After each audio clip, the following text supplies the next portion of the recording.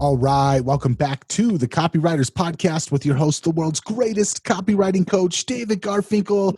David, how you doing today, man? I'm good, Nathan. How are you?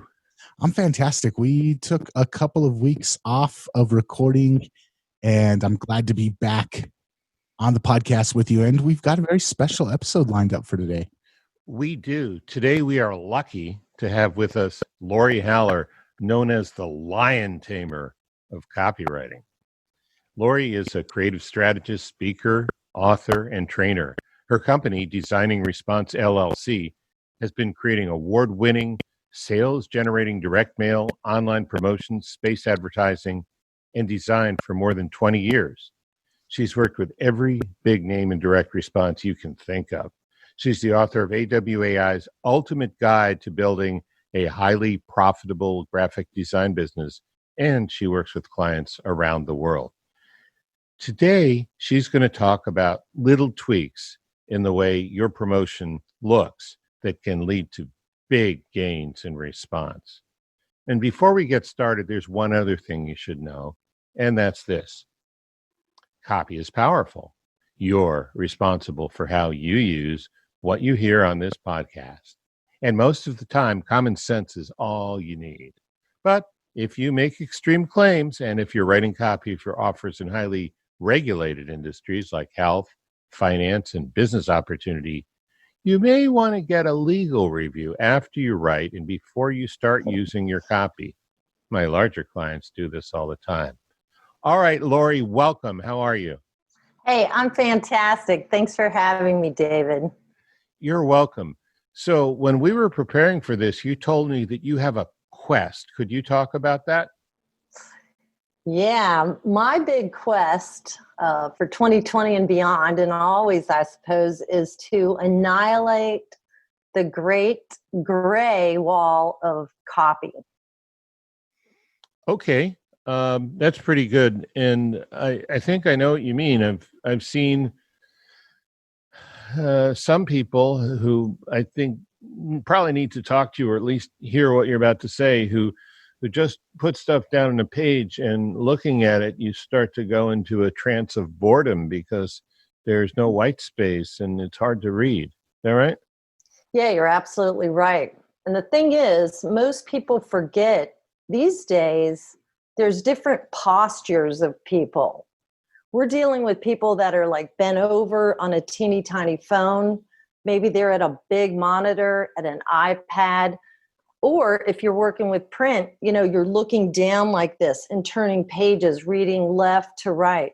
So every single time when you're working on a campaign, you need to address, who you're speaking to, obviously, but where they're going to be and how you're going to take care of all the copy you want to feed to them. So when you and I were talking earlier about that gray wall of copy that tends to come up, what happens is, we're here to entertain these days. People are used to now seeing videos, audio, hearing things, all kinds of colors and interesting visuals.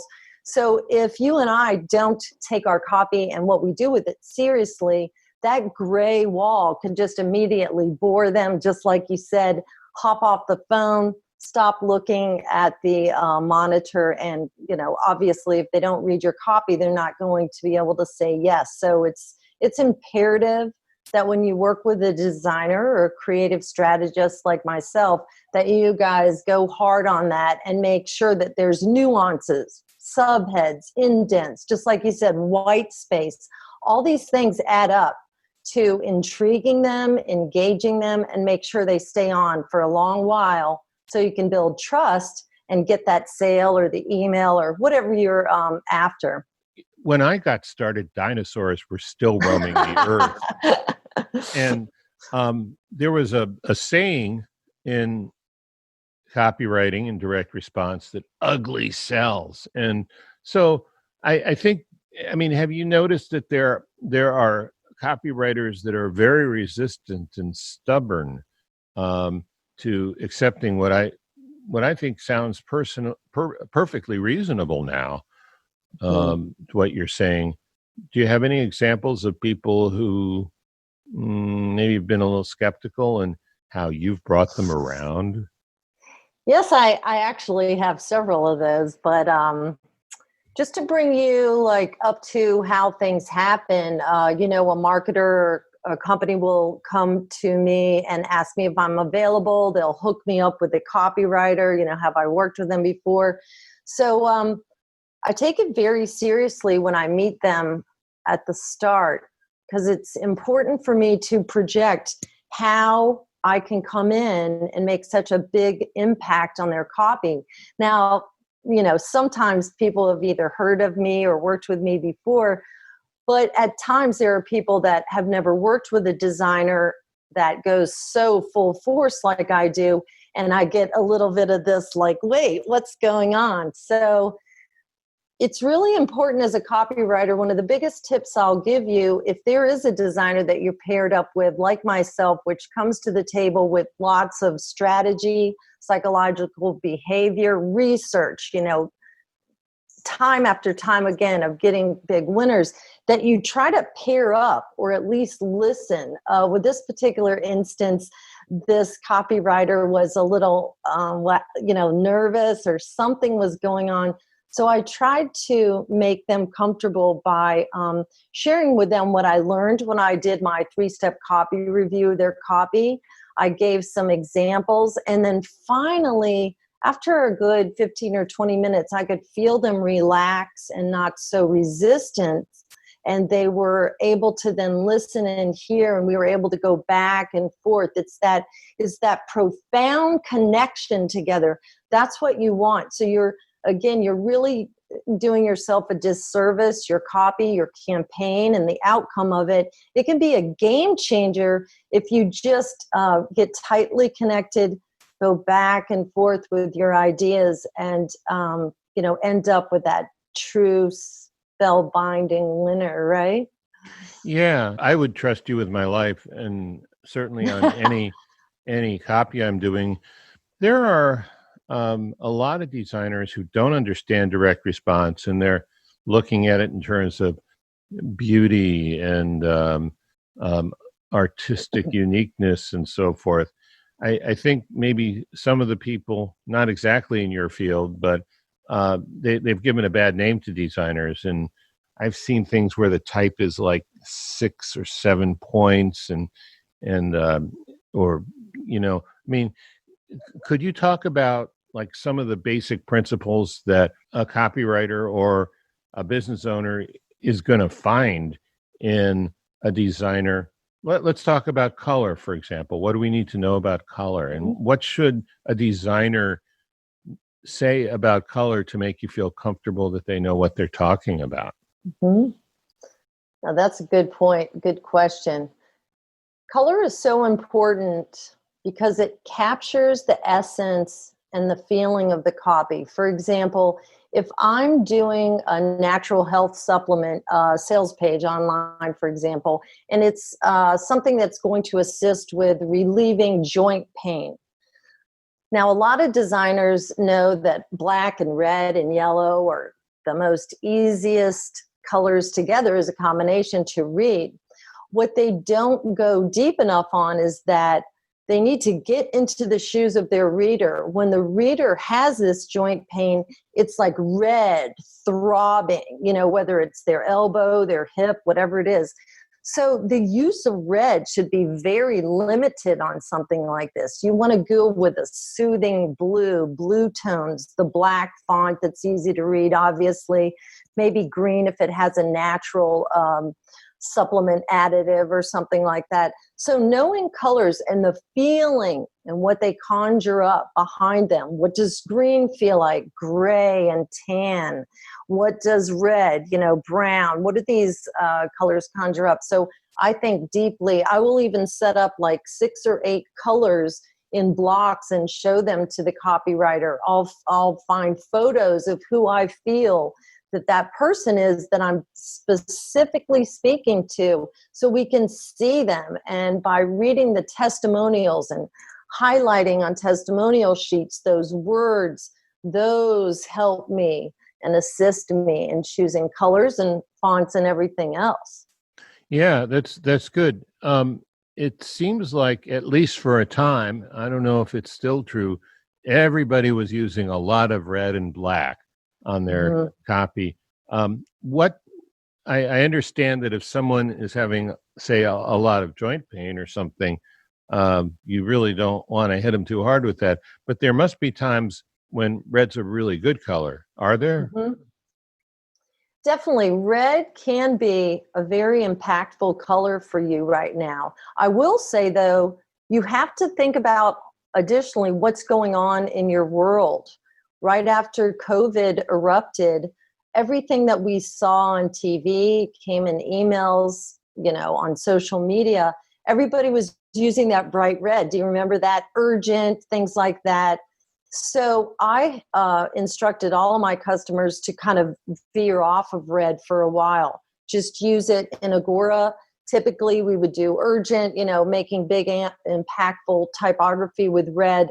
We need to lay that aside a little bit. I switched the red tone to a deeper, richer, more trusted red, and just very slightly went in with that bright red that you would typically see. Now that COVID is moving around and changing a little bit, it's been out there for a while, we're adding more red back in. So it's fine and dandy to use it, but use it with a good an eye for your audience. When do they need to see that? Is it on the order form when you want them to see yes? Is it on a special report? Make solid decisions based on need. Yeah, and you're mentioning the typography. Could you talk about font and some big mistakes you've seen people make and how you fix them? Yeah, definitely type fonts are the biggest boo-boo that people make. What happens is, I think, designers come out of design school and they've, cracked the code and they're trying all these things out. So there's millions of fonts, as you know, available these days. Me, I'll tell you a little secret. I stick to just like 5 or 6 fonts. I'll use Arial, Times New Roman. I'll use a typewriter font once in a while, Futura, or like a heavy, thick font. Clayton and I would use Impact and Aiken Bold together for our headlines. Once in a while, I'll use a very easy to read handwriting font to, free report, look here, something like that. But out of all those fonts available, even I just stick to 5 or 6. Very readable. Readability is king here. Readable fonts. And that has been driven home for, or was driven home for about 25 years with my working with Clayton.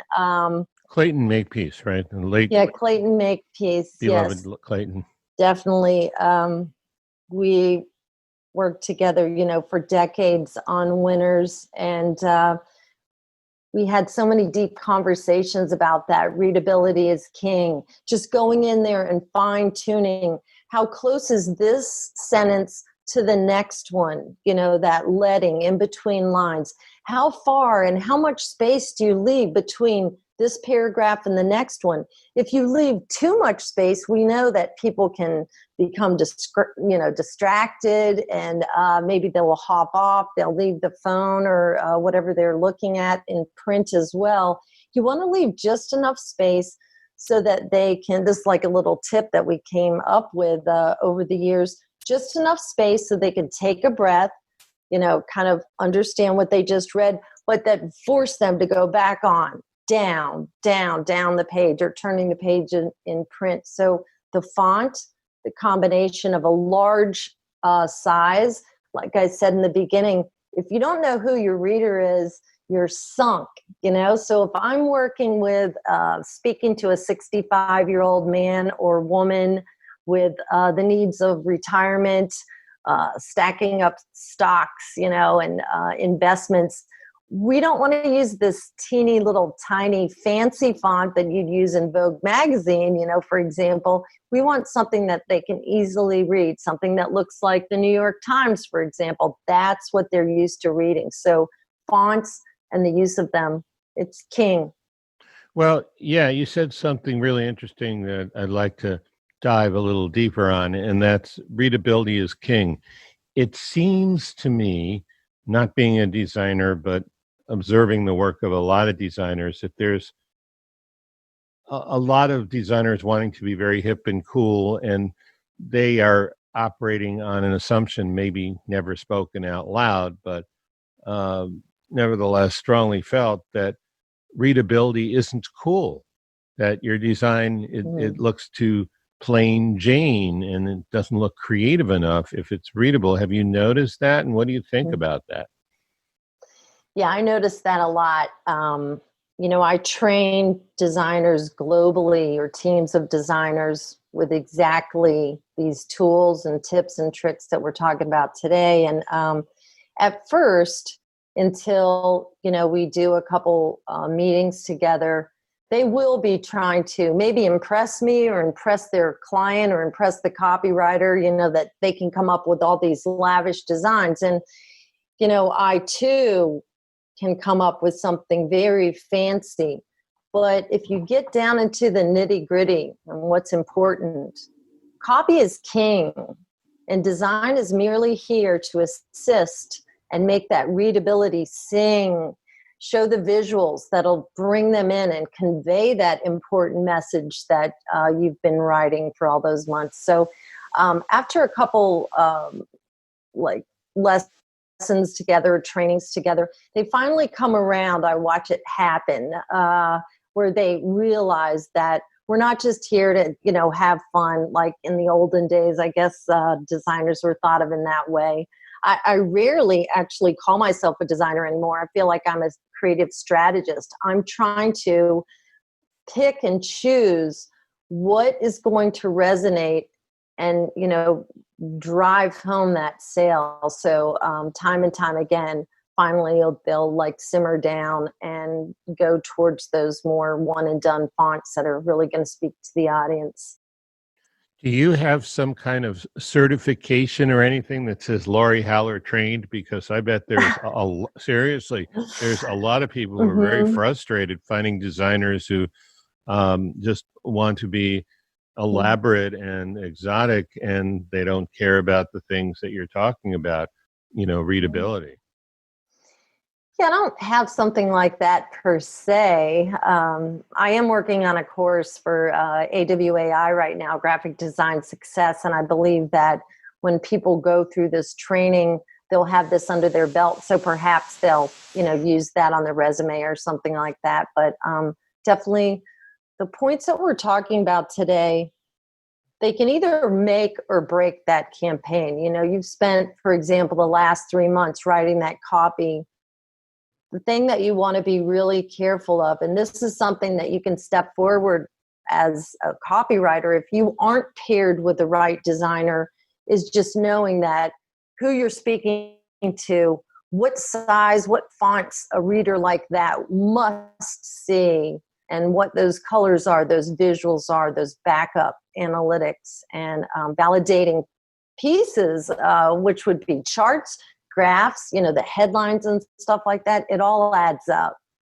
What I'm thinking of as you're talking is what a lot of film composers say about film music. Obviously, in some aspects of music, the melody or the melody in the words are everything. But in film, the music is there to support the story, to support the words and the pictures. And it sounds like design in direct response copy has the same similar support role. Definitely. They need to be right there next to it. It's a co-collaboration. Mm-hmm. I always hold copy up here, but boy, we're there to assist the design, the visuals. They're the pieces that can kind of hold the reader on, especially if you have that wall of gray that we were speaking to in the beginning.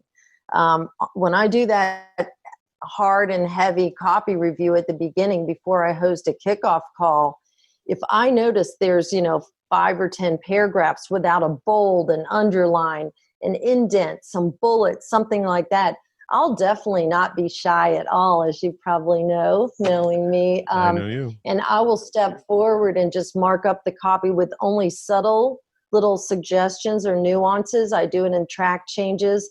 hey, I love this copy, feels like it's speaking right to our audience. I believe these tactics are really going to drive it home. How do you feel about that? And we'll go back and forth. A lot of times on order forms, the writer will just forget, and it's for no other reason than that, is that, oh, it's just the order form online. But boy, if they're going to go and read all that copy and then click yes, go to the order form, and you still haven't done these step-by-step processes that we know of, most times I have to go in and say, this should be a subhead here. It's strong copy. It drives the point home. This one should be, let's get them down here to the guarantee. Where's your guarantee? Where's your, testimonials? So it really is a co-collaboration together. Yeah. One thing that is hard for copywriters to face, but vitally important if you want to be successful, is people don't want to read our copy. They really don't. They sort of have to when you hit the right emotional buttons. And it sounds like what you do is make them want to read it more, or make them not want to read it less, however you want to put it. Yeah, that's absolutely right. There's a funny thing that keeps happening recently. I don't know if you've seen it, but one of the trends is at the end of the sales page, or even in a print campaign when you're selling anything at all, people are, instead of using the FAQ, frequently asked questions, they're changing it to a Q&A. And 9 times out of 10, when they put that Q and then write the question, they're doing it in initial caps, like it's a subhead or a headline or something. Constantly, I'm changing it to a sentence where it's just that initial, I want to know why I need to take this supplement or whatever. Because someone is speaking. Same thing with testimonials. When someone is speaking and talking, even if it's a subhead, Clayton taught me this, subheads do not have to, or even headlines, have all initial caps. If somebody's talking, you want it to look and feel and smell like they're saying something. That way you go in, it's that feeling. When you get the feeling involved with the copy and the design, that's when you grab them. They cannot shake loose. They're on top of it, and hopefully, all these things add up to that sale. But I tell you that looking at those little subtle nuances is probably sounding ridiculous to you, but it is so meaningful. You've got to find every advantage you can to keep the reader on the page and to induce them to buy. Nathan, is this stirring any ideas or questions in your mind? Yeah, 2 things have come up. One, you were talking about readability.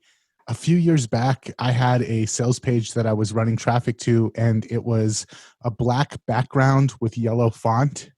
And then I was having horrible conversion rate on it. And it was good copy. And all I did was flip.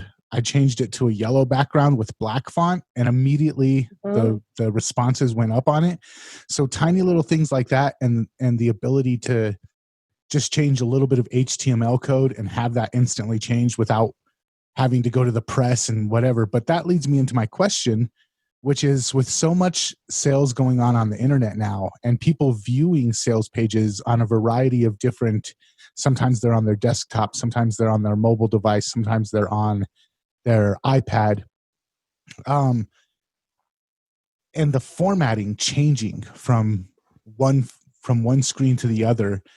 What are some of the experiences or advice that you have when it comes to making sure that a sales page looks and has the same feel and has the same, because I can imagine just that change of color, flipping the colors, had a huge impact. I can imagine that viewing a page on mobile might have different responses than viewing a page on a full desktop, and vice versa. Yeah, that's a very good question, Nathan. So here's what I do. Right from the start, when I'm signed on to the campaign, I ask, is this mobile first? Do these people only read on iPad? If this is print, tell me about them. Is it for a big monitor? So sometimes, and David, I'll share some of these layouts with you. Sometimes I have this photo of a phone, and I lay it down on my page. And, you know, for a sales page online, those first 12 inches are the most critical, because it doesn't matter what you do on inch 89 because they're never going to see it. I will force myself to design in this little rectangle. I will break the headline and everything. This takes a lot of extra work, but I must see how it's going to read, feel. Anybody can design something huge for a monitor. You know, that's no sweat. You have to pre-know how it's going to sample down. And then I'll do a little fooling around with scrolling. Right when I get that Word file, I'll squish the Word file so it's really skinny when I'm doing that 3-step copy review, and I go down, and that's the telltale heart. So you're absolutely right. You must know where your reader is going to meet you, how it's going to affect them. And I talked earlier about the posture. A lot of people don't discuss that or think about it, but if you're like this, it's going to look different. Many designers will come to the table with a design that I'm reviewing for their company, and I'm a little nervous about you using that yellow. Actually, I'd like to say, I want a piece of the action. I want you to test it with white on the background, and I want to get any residuals off of that. But you got to figure, somebody could be outside. Figure I'm a 65-year-old man and something came through. I'm picking my grandkids up from soccer. Oh boy, I would like some kind of prostate supplement, and something came through, it caught my attention. What if I can't read it? The only chance you have to catch me is on my phone. If it's easy to read, that person is not going to care at that point, you know, how many years of design school and what 59 fancy fonts I know about and all these crazy colors and stuff. He just wants to read it and find out what can help him change his life. So if you think about it like that and step outside of it and become, the whole time you will see me, I will become that man with a bad prostate. I will pretend like I was up all night going to the bathroom. I'm tired. I'm cranky. I can't perform at work. I'm angry at my family. I just want that supplement that's going to change my life. It's so easy to choose the fonts, the colors, and those visuals. I think that's probably a big tip. That goes for the copywriter and the designer. And when you're together becoming that person, that's when the sparks fly. So a follow-up on that, and I'll try to be quick with this. You guys were talking about blocks of text earlier. A paragraph that's 3 lines long on a sales page might turn into a paragraph that's 12 lines long on mobile, and then it turns into a block of text.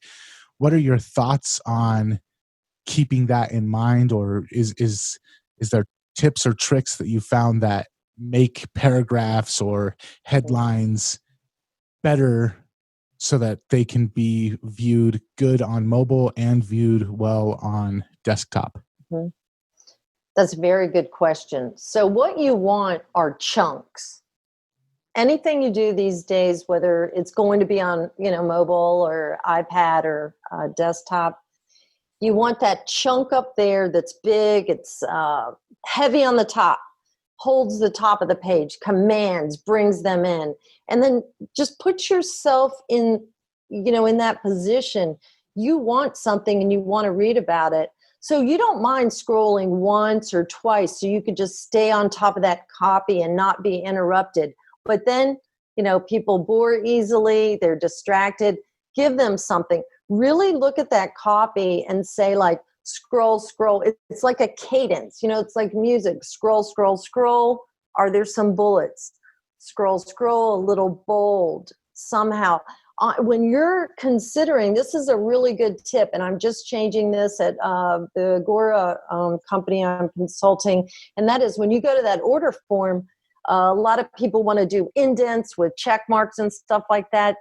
The next time you see something, test yourself on your phone. An indent on the phone, although it might look amazing on your huge monitor, an indent, then you have 3 words, boom, boom, boom. You have to twist your neck, boom, boom, boom, twist your neck. No, let them read 6 words. Like, test yourself and see What are they getting?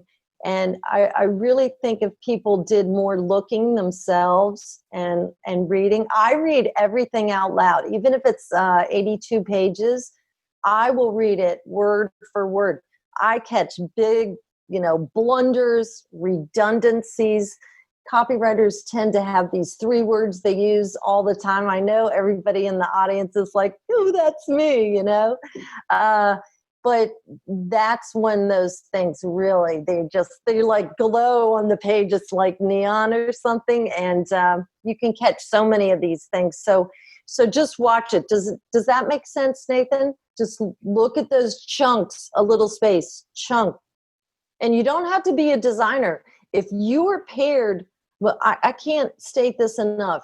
Today, copywriters can become almost their own designer eyes and strategists by just following these key tips. Readability is king.